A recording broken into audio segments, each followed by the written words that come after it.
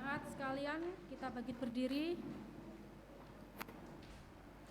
Kita akan mempersiapkan diri kita masuk dalam ibadah minggu pada pagi hari ini. Mari mengambil saat teduh sejenak.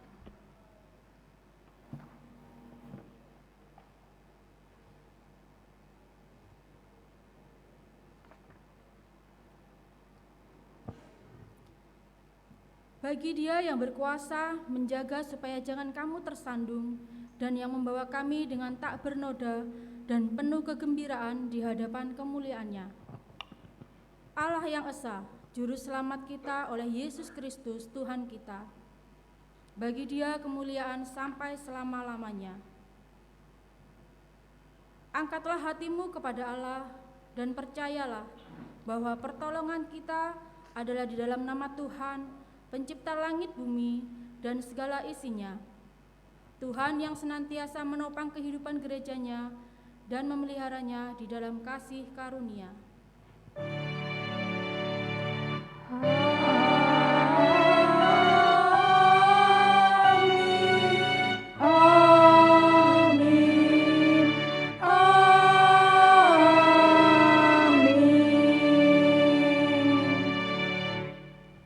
Kasih karunia dan damai sejahtera dari Allah Bapa, Allah Putra, dan Allah Roh Kudus menyertai saudara sekalian. Dan menyertai saudara juga.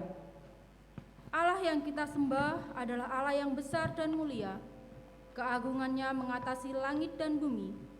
Mari kita muliakan Allah kita yang Tritunggal itu dengan menyanyikan lagu Suci, Suci, Suci.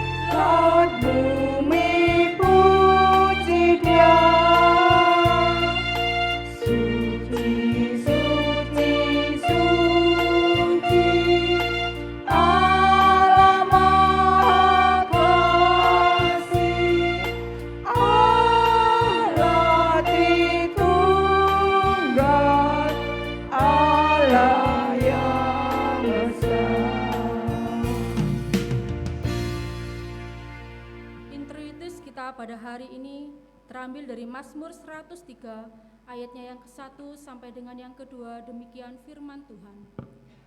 Pujilah Tuhan hai jiwaku, pujilah namanya yang kudus hai segenap batinku. Pujilah Tuhan hai jiwaku, dan janganlah lupakan segala kebaikannya. Jemaat dipersilakan duduk kembali.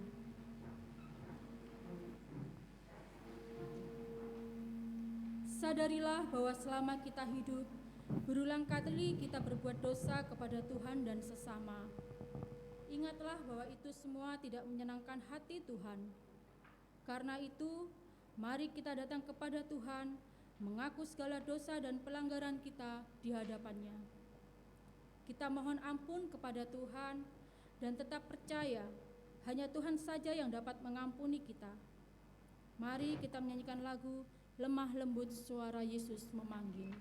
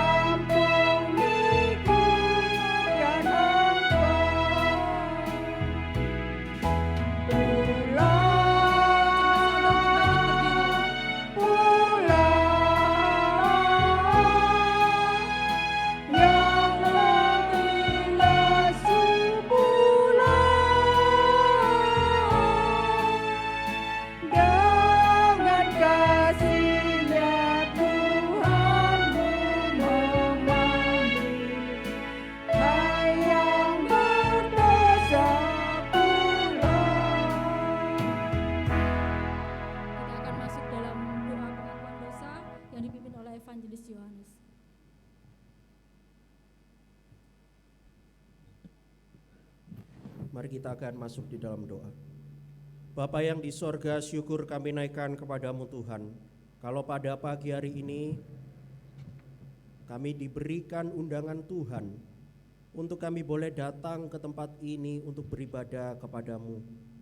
Kami mohonkan kepadamu Tuhan, ketika kami melihat diri kami pun menyadari bahwa di dalam setiap tingkah laku di dalam kehidupan kami, perkataan kami maupun juga pikiran kami, seringkali kami melakukan dosa dan pelanggaran di hadapan Tuhan.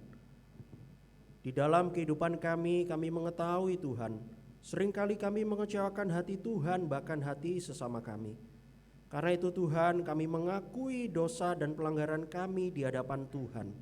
Kami mengakui bahwa kami tidak dapat berbuat apa-apa kalau tanpa Tuhan. Karena itu Tuhan, kami mohon dengan Roh Kudus-Mu supaya kami terus-menerus diubahkan, semakin hari semakin seturut dengan kehendak Tuhan, semakin hari semakin serupa dengan Tuhan Yesus. Inilah doa kami Tuhan, di dalam nama Tuhan Yesus kami sudah berdoa. Amin.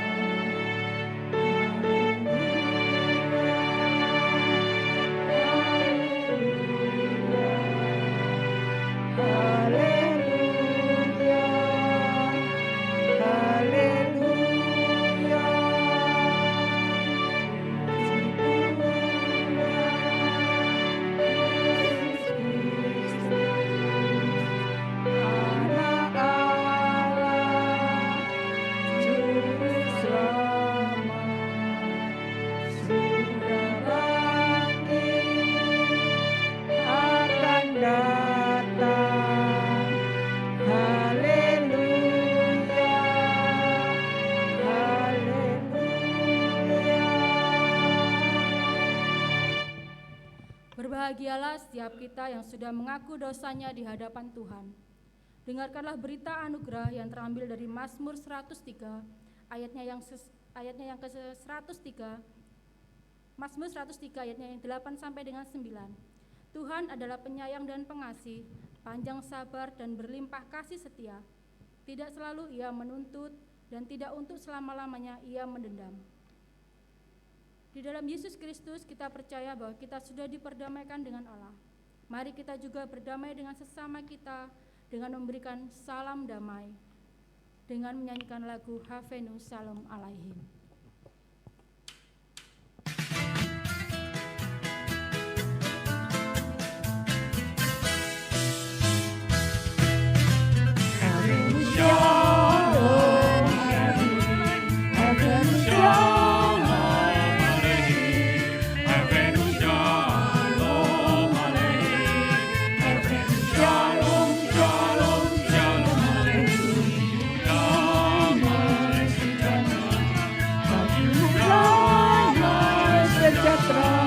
Bagimu damai sejahtera, bagimu damai, damai, damai sejahtera.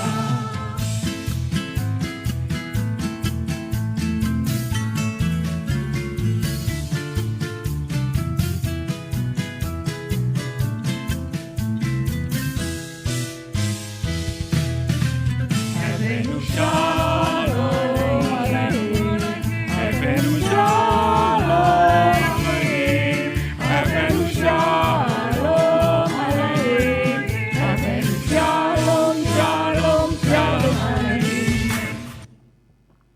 Dengarkanlah firman Tuhan yang menjadi petunjuk hidup baru bagi kita sekalian yang terambil dari Mazmur 15 ayatnya yang 1 sampai ke 2.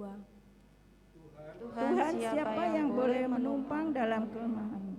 Siapa yang boleh diam di gunungmu yang kudus? Yaitu dia yang berlaku tidak bercela, yang melakukan apa yang adil dan yang mengatakan kebenaran dengan segenap hatinya. Jemaat dipersilakan duduk kembali. Yang tidak menyebarkan fitnah dengan lidahnya, yang tidak berbuat jahat terhadap temannya, dan yang tidak menimpakan celah kepada tetangganya, yang memandang hina orang yang tersingkir, tetapi memuliakan orang yang takut akan Tuhan, yang berpegang pada sumpah, walaupun rugi. Setia-setia kita nyanyikan lagu ini.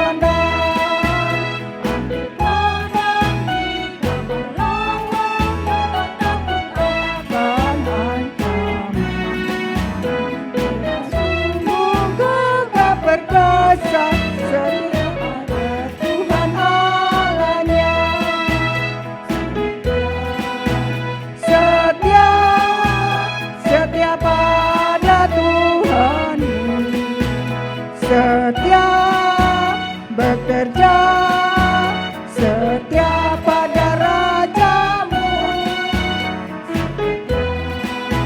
setia jangan pandang manusia, meskipun susah, sandarlah Allah,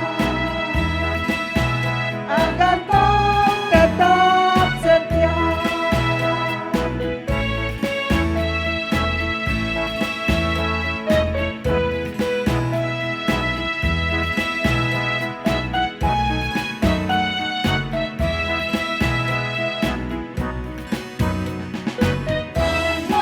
Kesetiaanmu dalam segala pelayananmu, kesusahan yang sementara akan diganti dengan bahagia. Kristus kembali dengan segala menyambut tambahnya yang setia. Hanya mereka yang setia boleh masuk surga yang mulia. Setia, setia pada Tuhanmu, setia bekerja, setia pada Rajamu, setia, setia jangan pandang manusia, meskipun susah, sandarlah Allah, agar kau tetap setia. Mari kita semua bangkit berdiri. Bersama-sama dengan gereja sepanjang zaman dan abad, kita ikrarkan pengakuan iman kita seturut dengan pengakuan iman rasuli yang kita ikrarkan demikian. Pengakuan iman rasuli, aku percaya kepada Allah, Bapa yang Maha Kuasa, Khalik langit dan bumi, dan kepada Yesus Kristus, anaknya yang tunggal Tuhan kita, yang dikandung dari Roh Kudus, lahir dari anak darah Maria, yang menderita sengsara di bawah pemerintahan Pontius Pilatus, disalibkan, mati dan dikuburkan, turun ke dalam kerajaan maut. Pada hari yang ketiga, bangkit pula dari antara orang mati, naik ke surga, duduk di sebelah kanan Allah, Bapa yang Maha Kuasa, dan dari sana ia akan datang untuk menghakimi orang yang hidup dan yang mati. Aku percaya kepada Roh Kudus, gereja yang kudus dan am, persekutuan orang kudus, pengampunan dosa, kebangkitan tubuh, dan hidup yang kekal. Amin. Jemaat dipersilakan duduk kembali. Mari kita mempersiapkan diri kita menerima kebenaran firman Tuhan yang akan disampaikan oleh Evangelis Yohanes. Biarlah kebenaran firman Tuhan yang disampaikan sungguh mengubahkan diri kita untuk bertumbuh semakin serupa dengan Kristus. Pujian hormatilah firman Allah, kita nyanyikan pujian ini.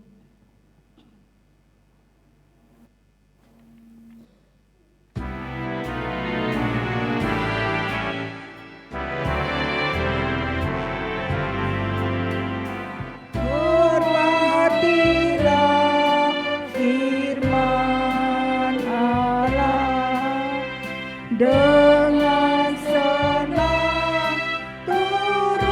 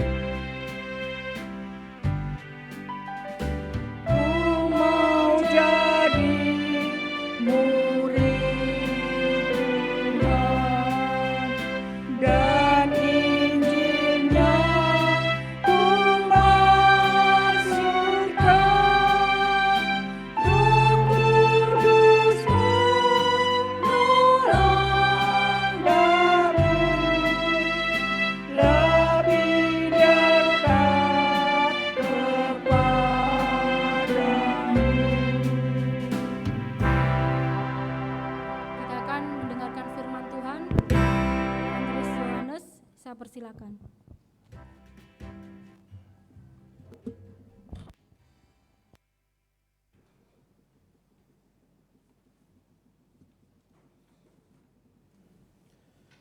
Mari saudara, kita akan masuk di dalam doa. Bapa yang di sorga, kami siap mendengarkan firman Tuhan. Tolonglah setiap kami, untuk kami boleh benar-benar terus bertumbuh di dalam Tuhan melalui pembelajaran firman Tuhan. Tolonglah saya yang menyampaikan maupun juga jemaat-jemaat yang mendengarkan. Tolonglah kami Tuhan, di dalam setiap kelemahan dan keterbatasan kami. Kiranya Engkau yang menolong setiap kami, supaya kami mampu mengerti, kami dimampukan untuk kami dapat melakukan di dalam kehidupan kami. Terima kasih ya Tuhan, tolonglah setiap kami, di dalam nama Tuhan Yesus kami berdoa. Amin. Oke, shalom, selamat pagi Bapak Ibu. Senang sekali kalau kita boleh kembali dapat beribadah, dan marilah kita akan bersama-sama merenungkan satu bagian firman Tuhan. Hari ini kita akan merenungkan satu firman Tuhan dengan judul Siapa dapat datang pada Tuhan? Siapa dapat datang pada Tuhan? Mari kita melihat dan membaca Mazmur 15. Mazmur 15.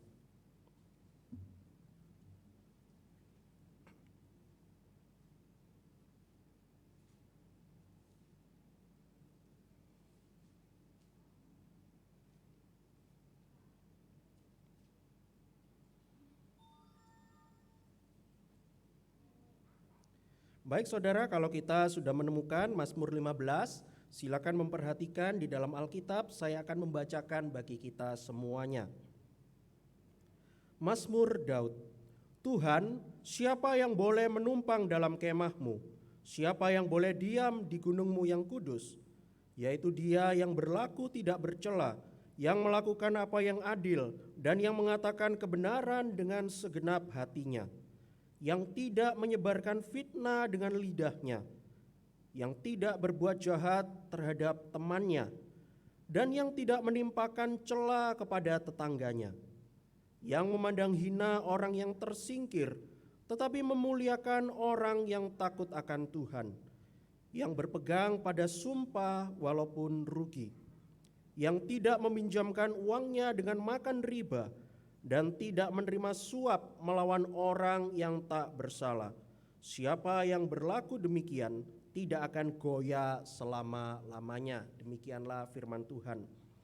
Suatu kali ada sepasang sahabat yang sudah lama tidak ketemu, tetapi pada saat itu mereka berdua bertemu di dalam sebuah tempat. Waduh saudara sekalian, yang namanya seorang sahabat satu dengan yang lain sudah lama tidak ketemu, maka mereka mulai bernostalgia, mereka saling bercanda, mereka saling mengobrol mengenai keluarga, pekerjaan maupun juga pelayanan mereka ketika di gereja. Waduh saudara sekalian, mereka berdua sepasang sahabat ini mereka sangat menikmati waktu yang mereka punyai tersebut.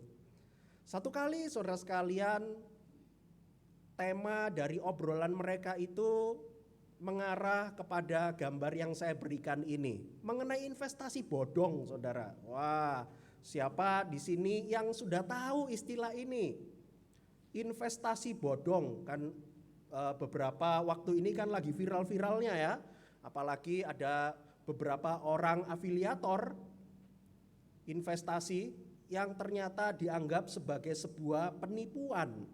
Investasi bodong. Ada begitu banyak korban yang sudah menginvestasikan sejumlah uang, tapi ternyata mereka tidak menerima hasilnya.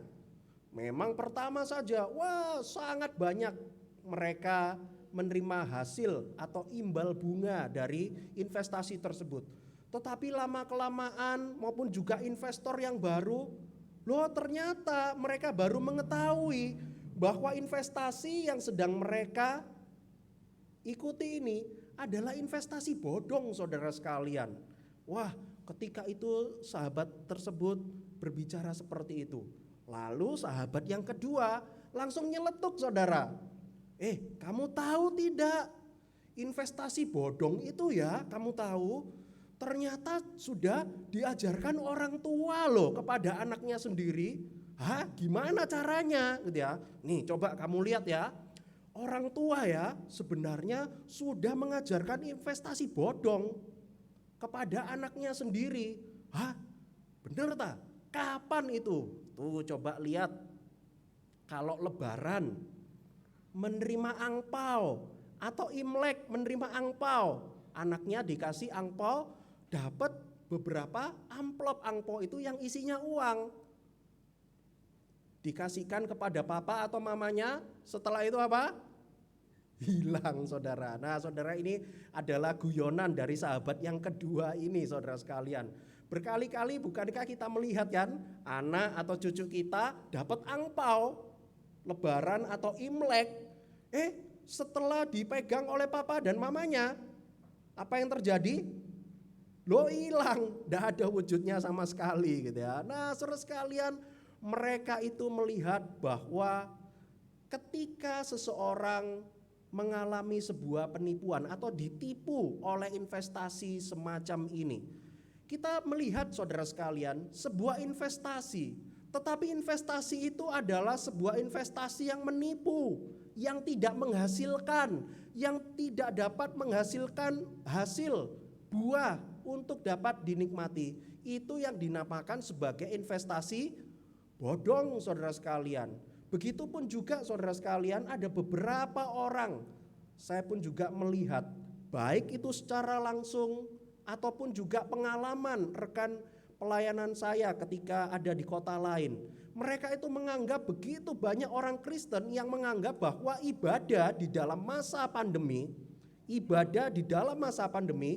adalah seperti investasi bodong. Kenapa? Tidak menghasilkan apa-apa, saudara sekalian. Kita mengetahui bahwa di dalam masa pandemi, memang saat ini situasi makin lama makin membaik. Tetapi ketika dulu gawat-gawatnya pandemi COVID-19 ini, ada begitu banyak orang itu yang berpendapat, bahkan orang Kristen sendiri pun berpendapat, bahwa ngapain kamu itu ibadah? Pandemi itu ya kamu harus di rumah lah, nggak usah lah beribadah. Apalagi ketika kamu di masa pandemi ini, rezeki makin lama makin seret, rezeki makin lama makin menurun, makin susah. Seharusnya minggu itu adalah kesempatan yang baik untuk bekerja, untuk mencari uang. Tapi ngapain kamu hari Minggu justru dipakai untuk beribadah, justru dipakai untuk pelayanan. Loh, saudara sekalian, mereka menganggap bahwa ketika datang kepada Tuhan di hari Minggu untuk beribadah, untuk melayani Tuhan, ada begitu banyak orang yang berpendapat bahwa kamu itu melakukan seperti investasi bodong. Kamu melakukan sesuatu, kamu menabur sesuatu, tapi kamu tidak dapat hasilnya. Ya seperti ibadah itu, saudara sekalian. Mereka beribadah, mereka melayani Tuhan, mereka datang kepada Tuhan untuk memuji, memuliakan nama Tuhan. Tetapi tuh coba lihat, apakah menghasilkan sesuatu? Apakah rezekimu bertambah banyak? Apakah kamu tambah diberkati oleh Tuhan? Enggak kan? Nah, saudara sekalian, ada begitu banyak orang yang berpendapat seperti ini. Tetapi hari ini kita akan melihat apakah betul seperti itu. Nah, saudara sekalian, kalau kita melihat di dalam Mazmur 15. Mazmur 15 ini dituliskan oleh seorang raja yang bernama Daud untuk memberikan sebuah pengajaran yang penting bagi setiap kita, bahwa ketika umat Tuhan dapat datang kepada Tuhan, nanti kita akan sama-sama melihat di dalam ayat 2 dan ayat-ayat selanjutnya bagaimana itu semua adalah berkat Tuhan yang diberikan dari Tuhan kepada setiap kita. Saudara sekalian, kalau kita melihat di dalam Mazmur 15 ini, Daud menuliskan Mazmur 15 ini sebagai sebuah mazmur hikmat. Kalau kita melihat di dalam ayat 1 sampai ayat yang kelima, di situ Daud menuliskan beberapa hal. Yaitu kita melihat ayat 1 ada sebuah pertanyaan di situ. Wah, saudara sekalian, ayat yang pertama, Daud itu langsung memberikan sebuah pertanyaan yang ditujukan untuk para pembacanya dan juga para orang-orang umat-umat Tuhan pada saat itu. Lalu ketika Daud itu sudah memberikan pertanyaan, ada respon. Lalu nanti ditutup di dalam ayat yang ke-5b, di situ ada sebuah janji yang bukan dari manusia tetapi dari Tuhan. Saudara sekalian, kalau kita melihat di dalam Mazmur 15 ini, Mazmur Hikmat, didahului oleh satu pertanyaan, bunyinya begini. Tuhan, siapa yang boleh menumpang dalam kemahmu? Siapa yang boleh diam di gunungmu yang kudus? Saudara sekalian, ini adalah sebuah pertanyaan yang ditujukan kepada umat Tuhan. Kira-kira jawabannya apa, saudara sekalian? Kalau kita ditanya, siapa sih yang boleh numpang dalam kemah Tuhan? Siapa yang boleh diam di dalam gunung Tuhan yang kudus? Artinya apa, saudara sekalian?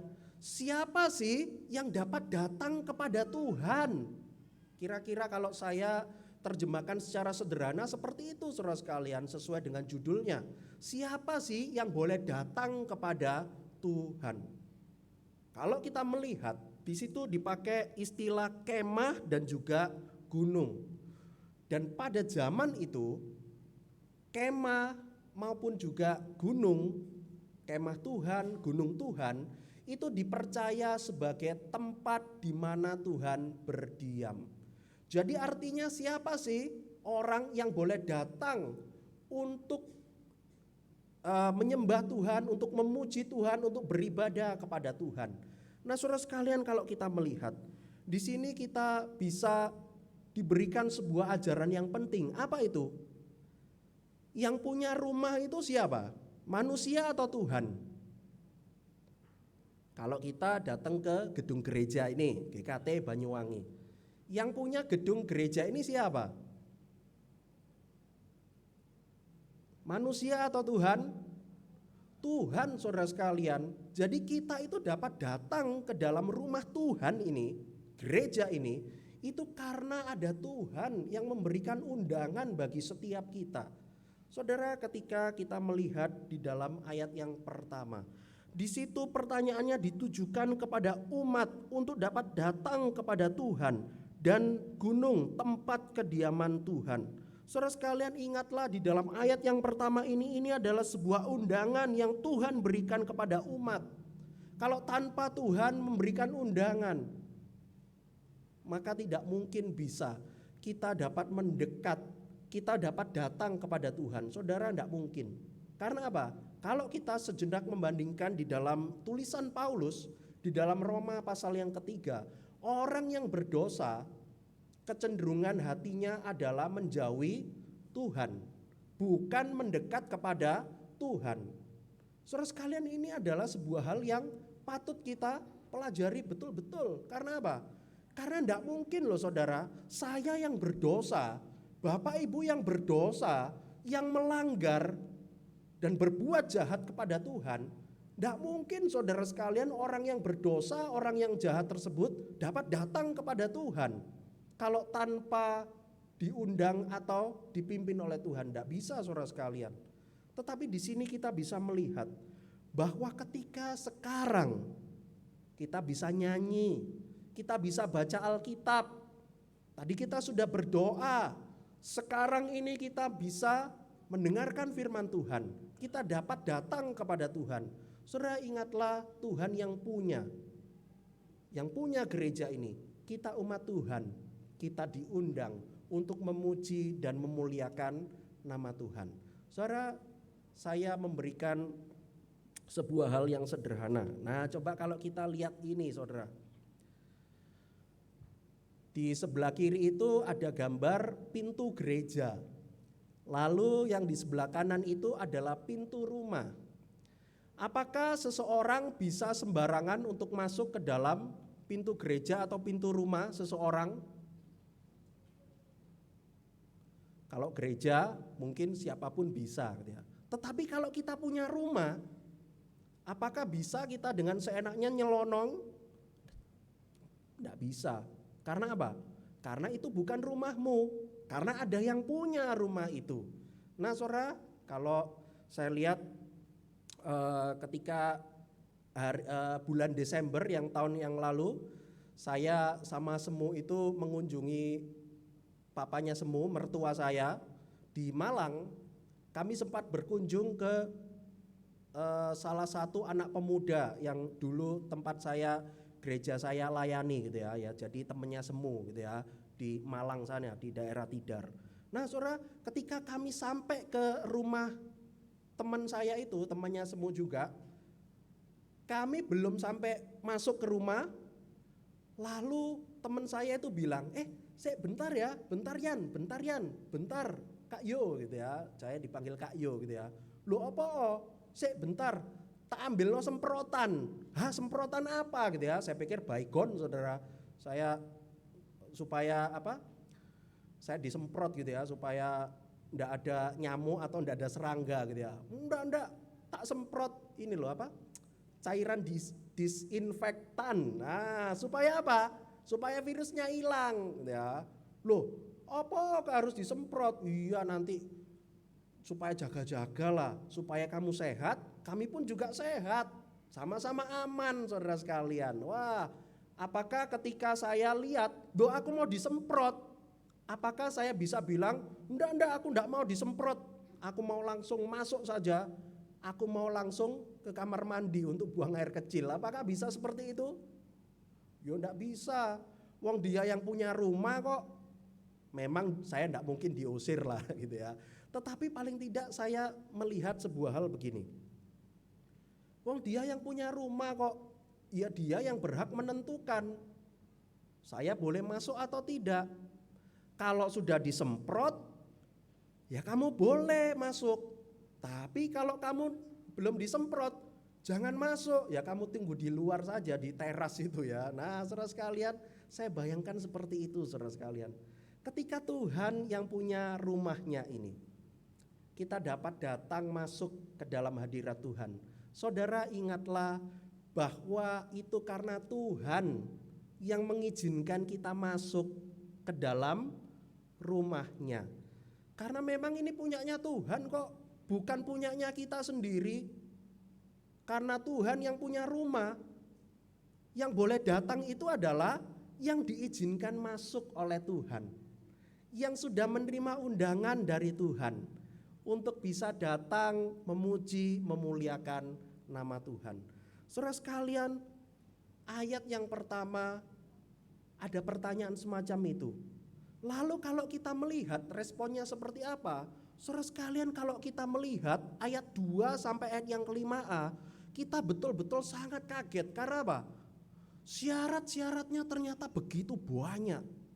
Nah, nanti kita akan melihat kira-kira apa betul sih syarat ini bisa kita penuhi untuk kita bisa datang ke dalam hadirat Tuhan. Nah saudara sekalian, kalau kita melihat dari ayat yang kedua sampai ayat yang ke-5a, di situ paling tidak saya menemukan ada 10 hal yang menjadi respon atau jawaban dari pertanyaan di dalam ayat yang pertama yang diberikan Daud kepada umatnya. Saudara sekalian, yang dapat datang kepada Tuhan harus melakukan semacam ini. Coba kita melihat mulai ayat yang kedua. Yaitu dia yang berlaku tidak bercela. 1. Yang melakukan apa yang adil. 2. Dan yang mengatakan kebenaran dengan segenap hatinya. 3. Yang tidak menyebarkan fitnah dengan lidahnya. 4. Yang tidak berbuat jahat terhadap temannya. 5.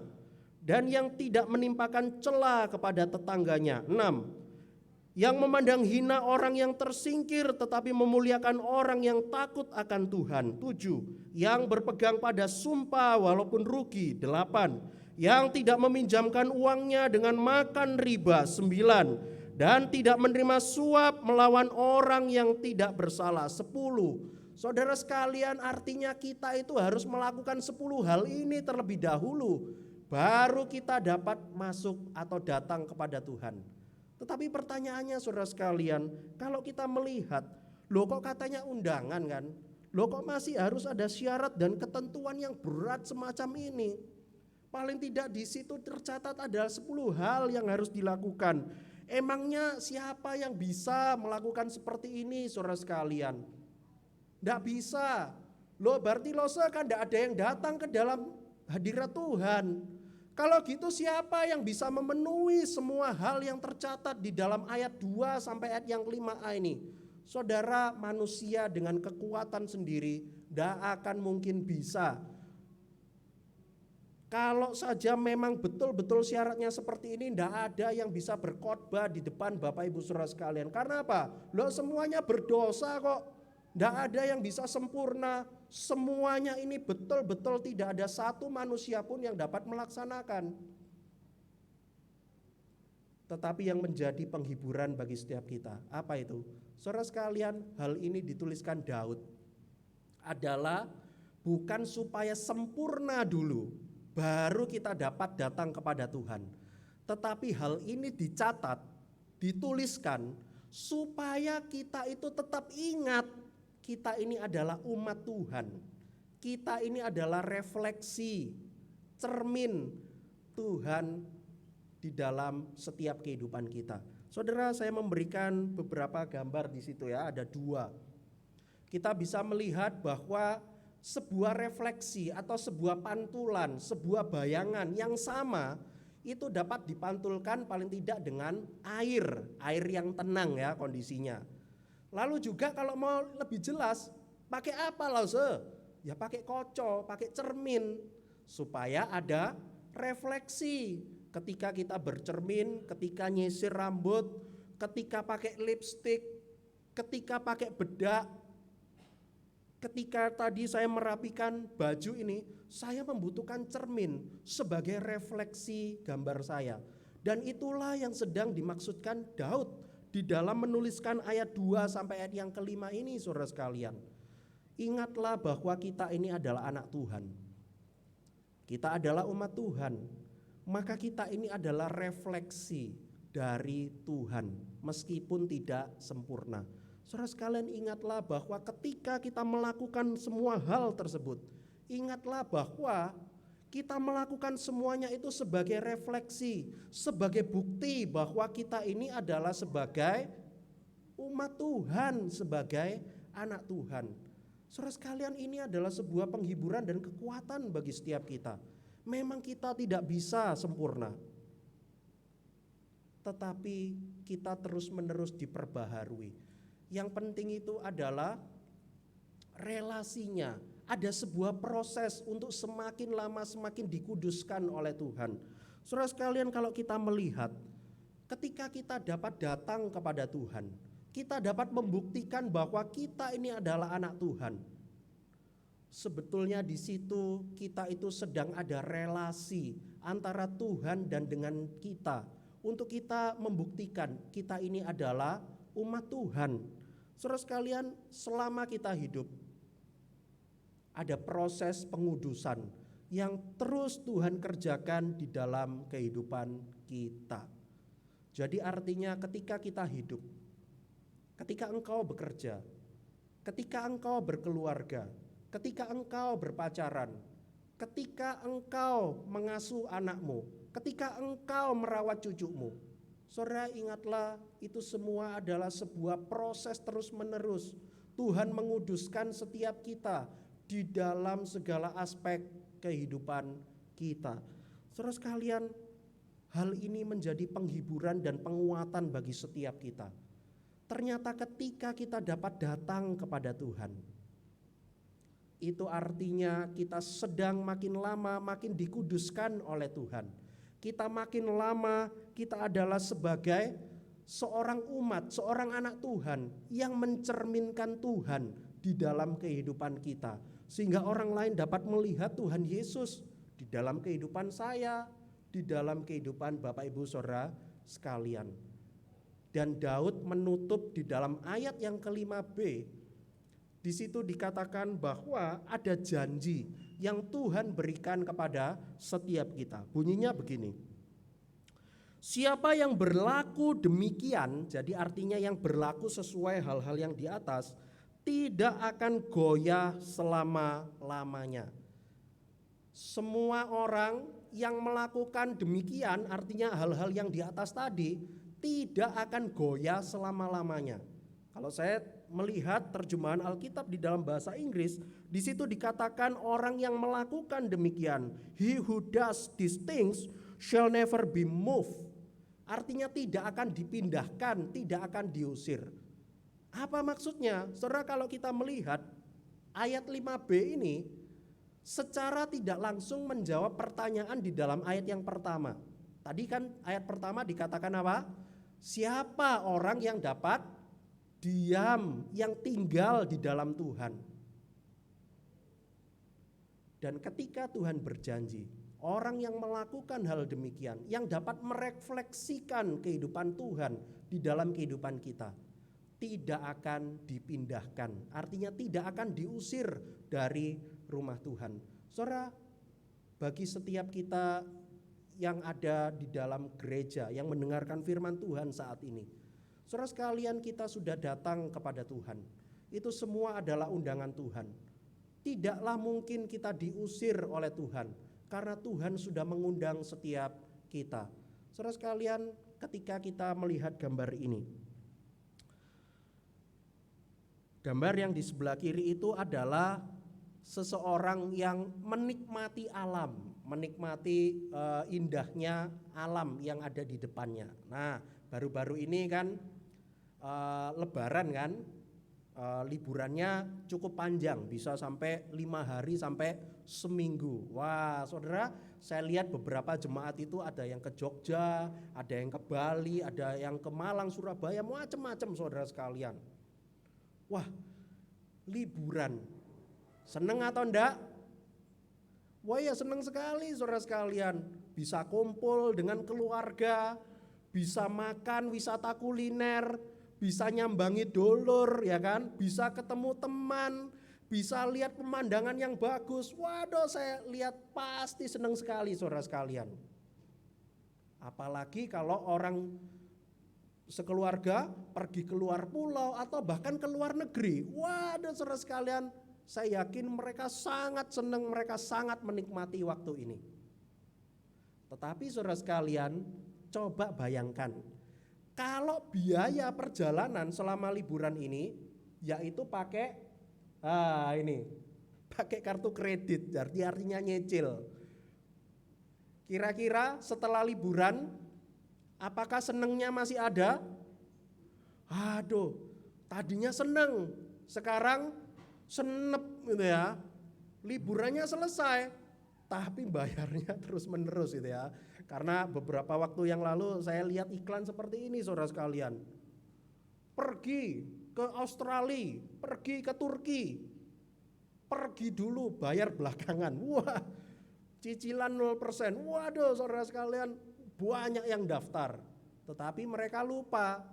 Betul, mereka selama beberapa hari itu seneng-seneng, tapi setelah itu 1 tahun 12 kali cicilan harus mereka bayar terus menerus. Saudara sekalian, apa yang diberikan kepada dunia ini tidak dapat memuaskan kita.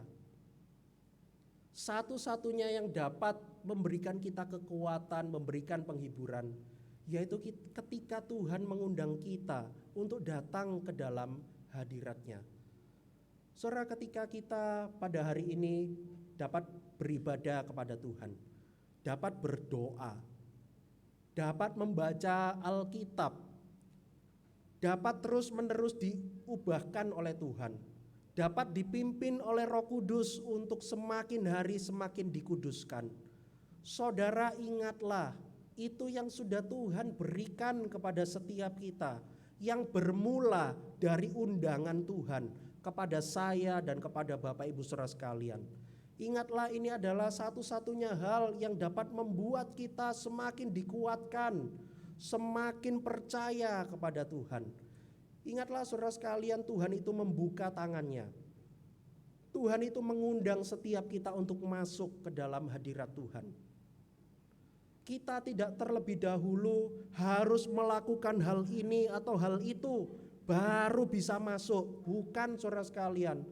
Semuanya dimulai dengan tangan Tuhan yang terbuka, yang membawa saya dan membawa Bapak Ibu saudara sekalian untuk datang ke dalam hadirat Tuhan. Jadi artinya saudara sekalian, siapa yang dapat datang kepada Tuhan? Yaitu kita yang sudah menerima undangan itu dan yang kita sudah merespon undangan Tuhan itu, sehingga kita dapat terus-menerus dikuduskan. Semakin hari kita semakin mempunyai relasi yang baik dengan Tuhan. Kiranya Tuhan menolong kita menumbuhkan firman Tuhan ini di dalam kehidupan kita. Mari kita berdoa.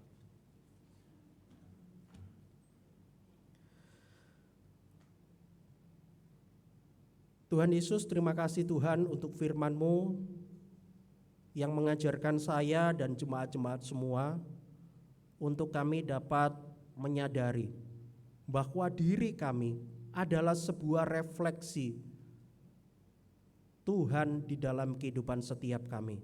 Tolonglah kami Tuhan ketika kami dapat beribadah kepadamu. Ingatlah semuanya itu adalah karena undangan Tuhan di dalam kehidupan kita semua. Tuhan, kami mohon kepadamu supaya firman-Mu ini dapat bertumbuh di dalam hati setiap kami. Kami dapat melakukan, bahkan kami dapat membagikan firman Tuhan ini di dalam setiap langkah kehidupan kami. Tuhan, pada pagi hari ini pun juga kami mau berdoa menyerahkan untuk majelis-majelis dari gereja GKT Banyuwangi maupun juga dari GKT-GKT yang lain yang hari ini dan juga besok mengikuti prasidang majelis sesinode GKT. Kami mohon kepadamu Tuhan, semua acara dapat berjalan dengan lancar. Semua hal yang dapat dibagikan selama 2 hari mendatang ini, semuanya boleh dikuatkan, direfresh kembali untuk dapat melayani Tuhan. Orang-orang yang ada yang mengikuti acara tersebut, kiranya semuanya dapat dikuatkan oleh Tuhan untuk dapat terus merindukan dirinya untuk dipakai oleh Tuhan di dalam pelayanan. Tuhan, kami juga berdoa menyerahkan untuk anak-anak usia sekolah yang beberapa saat lagi akan menghadapi ujian kelulusan. Kiranya Engkau yang berkati mereka semua di dalam segala persiapan-persiapan yang ada. Kami mohonkan kepadamu terus mereka diberikan kekuatan maupun juga iman yang kuat. Ketika mereka mengerjakan soal-soal yang ada, mereka tidak nyontek, mereka dapat mengerjakan semuanya dengan jujur dan dengan takut akan Tuhan. Tuhan, kami berdoa menyerahkan supaya mereka dapat terus-menerus berproses di dalam Tuhan melalui ujian-ujian yang mereka hadapi di sekolah. Bahkan ketika mereka nantinya lulus, mereka naik ke jenjang atau level berikutnya.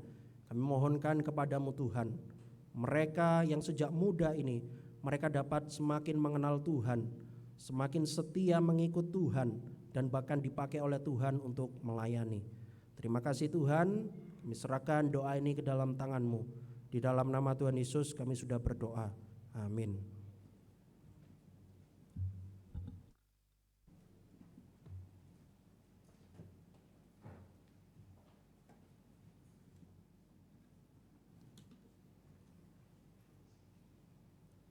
Jemaat sekalian, kita bangkit berdiri. Kita akan membaca Katekismus Heidelberg. Jadi pengantara dan penebus yang bagaimana yang perlu kita cari? Seorang pengantara dan penebus yang adalah manusia sejati dan benar, tetapi yang kekuatannya melebihi segala makhluk, artinya yang juga Allah yang sejati. Jemaat dipersilakan duduk kembali.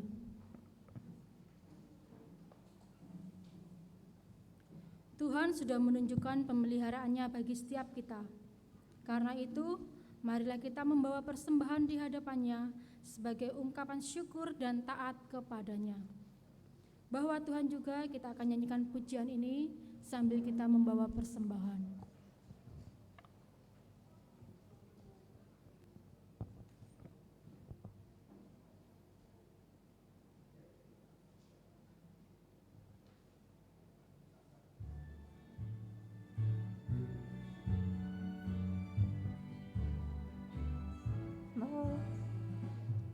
bahwa Tuhan juga gunung batuku, bahwa Tuhan juga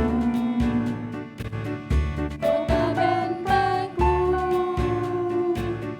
bahwa Tuhan juga penolongku, yaitu Allahku dan gunung batuku. Aku percaya akan Dia perlindunganku. Aku percaya akan Dia tanduk selamatku. Aku percaya akan Dia sang perisaiku, tempat perlindungan yang tinggi. Bahwa Tuhan juga Bahwa Tuhan juga gunung batuku, bahwa Tuhan juga kota bentengku, bahwa Tuhan juga penolongku, yaitu Allahku dan gunung batuku. Aku percaya akan Dia perlindunganku. Aku percaya akan Dia tanduk selamatku. Aku percaya akan Dia sang perisaiku, tempat perlindungan yang tinggi.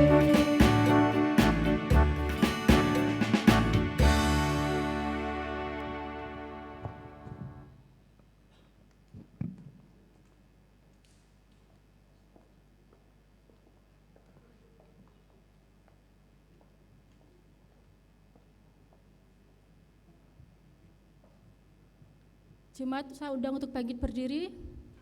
Kita akan masuk dalam doa persembahan. Tuhan Yesus, kami mengucap syukur atas segala pemeliharaan Tuhan sepanjang 1 minggu ini kepada setiap kami, sehingga pada hari ini ya Tuhan, kami boleh datang di hadapan Tuhan untuk kami boleh memuji dan memuliakan nama-Mu. Terima kasih ya Tuhan atas anugerah-Mu. Dan pada pagi hari ini ya Tuhan, kami membawa persembahan kami sebagai rasa ungkapan syukur kami kepada Tuhan. Kiranya Engkau menguduskan persembahan kami ini ya Tuhan, sehingga apa yang kami bawa itu dapat berkenan di hati Tuhan. Terima kasih ya Tuhan. Berkatilah akan majelis yang akan mengelola persembahan ini. Biarlah Engkau memberikan hikmat sehingga dapat mengelola persembahan ini dengan takut akan Tuhan. Terima kasih ya Bapa. Inilah doa kami yang kami alaskan hanya di dalam nama Tuhan Yesus Kristus kami sudah berdoa. Amin. Jemaat dipersilakan duduk kembali.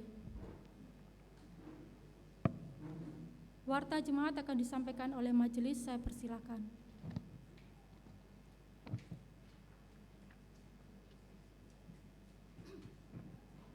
Selamat pagi Bapak Ibu Saudara yang kasih oleh Tuhan, Shalom. Ya. Pertama-tama kami mengucapkan terima kasih kepada jemaat sekalian yang sudah hadir dan mengikuti ibadah pada pagi hari ini. Secara khusus kami juga menyambut akan saudara-saudara yang baru pertama kali hadir di dalam ibadah gereja kami GKT Banyuwangi ini, dan kami berharap terus mengundang Bapak Ibu Saudara yang hadir yang pertama kali hadir untuk minggu-minggu berikutnya bisa beribadah bersama kami kembali. Dan juga terima kasih kepada saudara-saudari yang pada pagi hari ini boleh melayani Tuhan. Kiranya Tuhan memberkati kita semua.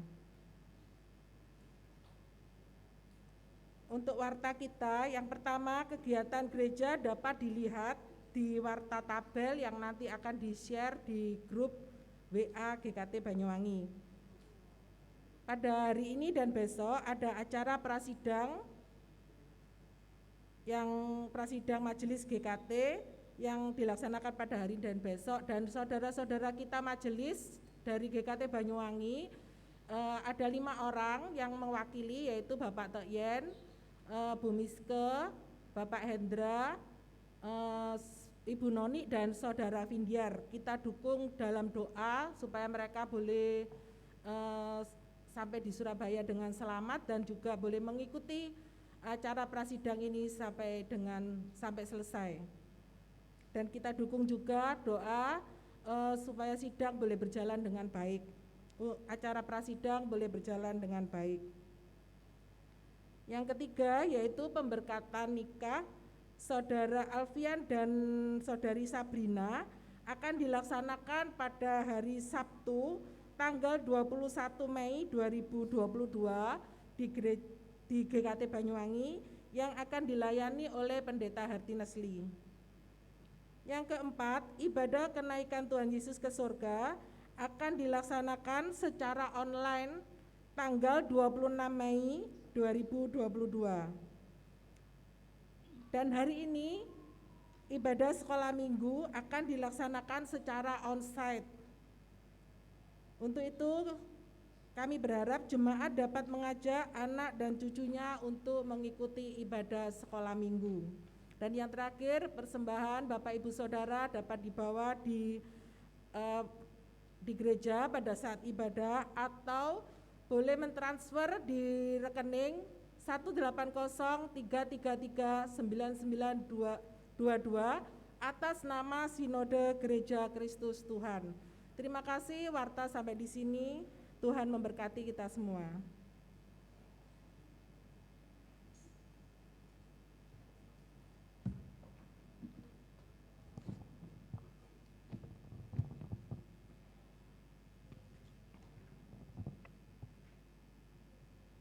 Mari kita bangkit berdiri. Kita akan mengakhiri ibadah kita pada pagi ini. Arahkanlah hatimu kepada Tuhan. Kami mengarahkan hati kami kepada Tuhan. Pulanglah dan hiduplah dalam ketaatan, kekudusan, dan persahabatan dengan semua orang. Kiranya Roh Kudus memberikan kekuatan dan meneguhkan untuk kami hidup dalam ketaatan, kekudusan, dan persahabatan dengan semua orang. Bangunlah persekutuan yang saling menguatkan, meneguhkan, dan menyempurnakan, sehingga tercipta persahabatan yang benar dalam keluarga, gereja, dan masyarakat. Syukur kepada Allah, Terpujilah Tuhan. Kini kini dan dan selamanya. selamanya. Doksologi berkat oleh Evangelis Yohanes. Puji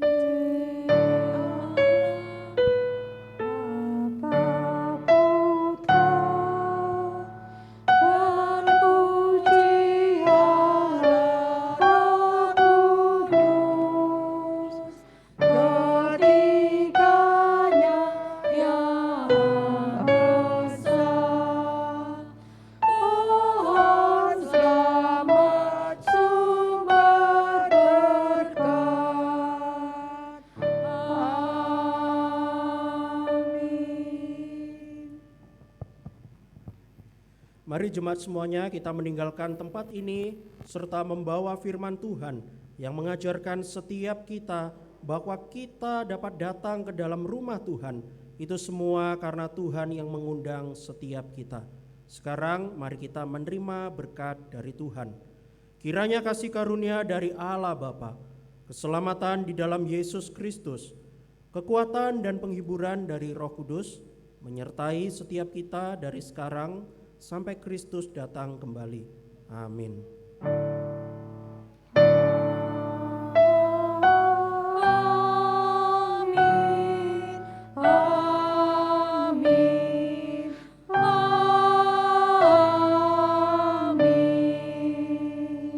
Jemaat dipersilakan duduk kembali.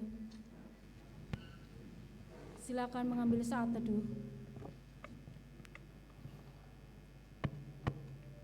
Ibadah pada pagi hari ini selesai. Selamat hari Minggu, Tuhan Yesus memberkati.